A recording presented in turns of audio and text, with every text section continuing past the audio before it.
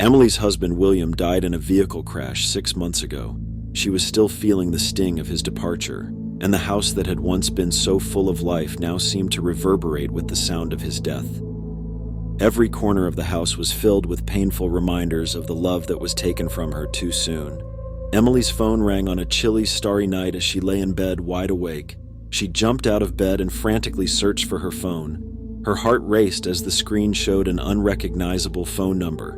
She knew it was probably just a telemarketer or a mistaken number, but the late hour and the unknown caller gave her the creeps. She answered the phone warily and was shocked to hear a voice she knew all too well on the other end. It was unmistakably William's voice, full of affection. When he spoke her name, chills ran down her spine, saying, "Emily," his voice cracked with passion. "I have to see you. Pay close attention, please." Emily's eyes welled up with tears as she recognized her husband's voice. "William, is it really you?" she queried, her voice trembling with apprehension and anticipation. He said, "It's me," with a strange assurance in his voice.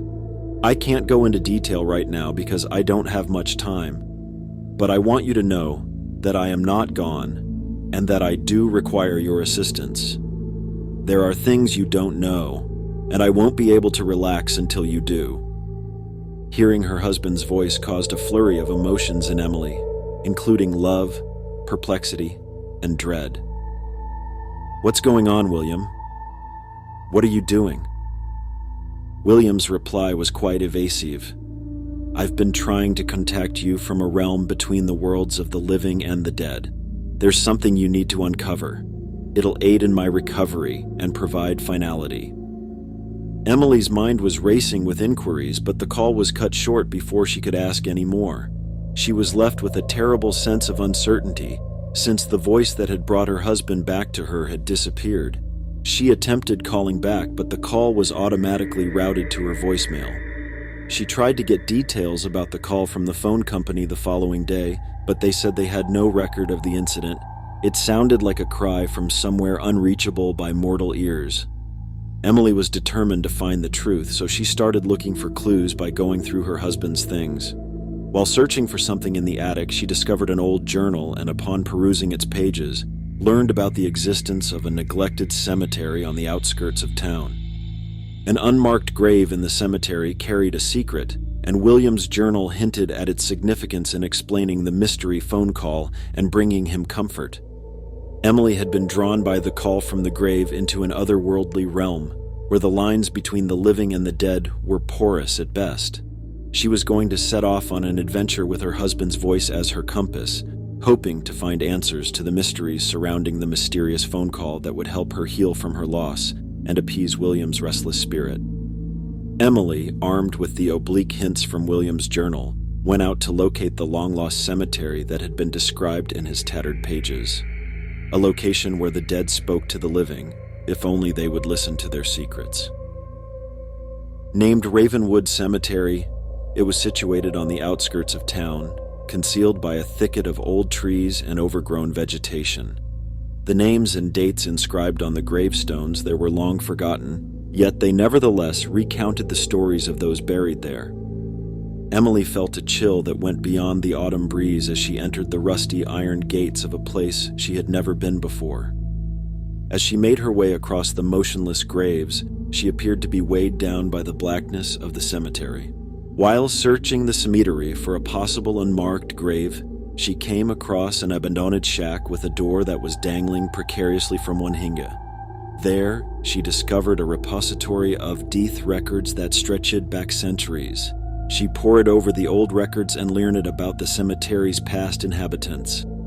In the files, Eleanor Mayfield kept popping up.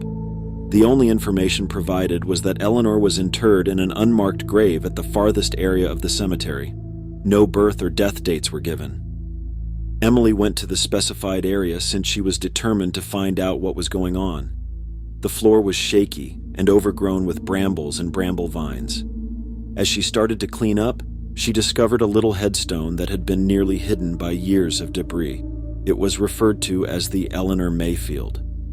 Emily delved nervously into the ground, her hands getting dirty as she unearthed the headstone. She peered beneath it and saw a shallow tomb, and she knew that this was the location to which William's ghostly voice had referenced. Emily dug into the grave with increasing resolve, eventually uncovering a little wooden box. The packaging was worn and cracked, but it seems to have been made to last for quite some time. She gently opened the box, uncovering a journal, photos, and letters. The woman buried in the unmarked grave, Eleanor Mayfield, wrote the letters. They talked about how William, a living man, had never given up looking for her since their love was stronger than death. Eleanor and William were shown smiling and holding hands in the photos, clearly in love with one another. They were obviously still very much in love with one another, even after death had separated them. Emily learned all the details of their relationship as she read through Eleanor's notebook. William was devastated by Eleanor's untimely death, but she forged a pact in death, a pact with forces beyond the domain of the living, a pact that permitted her to speak to her departed husband William. Eleanor revealed the agreement's specifics in her journal. Since she was willing to act as a link between the living and the dead, she volunteered to remain in the afterlife. In exchange, William assured her that he would discover her narrative and make sure her legacy would live on. When Emily saw what Eleanor had written, it broke her heart. She had found a love that transcended both life and death, one that would lead her on a magical quest to keep a promise William had made and bring her peace. With her heart heavy from the discovery of a love tale that extended beyond the grave, Emily walked away from the unmarked grave, carrying the letters, photographs, and notebook. Emily's journey into the truth behind the call from the grave was eerie to say the least. The eternal love story of Eleanor and William had been exposed in the cemetery, where the line between life and death was blurred. Emily was resolved to put an end to her own mourning and to her husband's restless spirit. Now that she had made good on her vow to grant Eleanor's dying wish,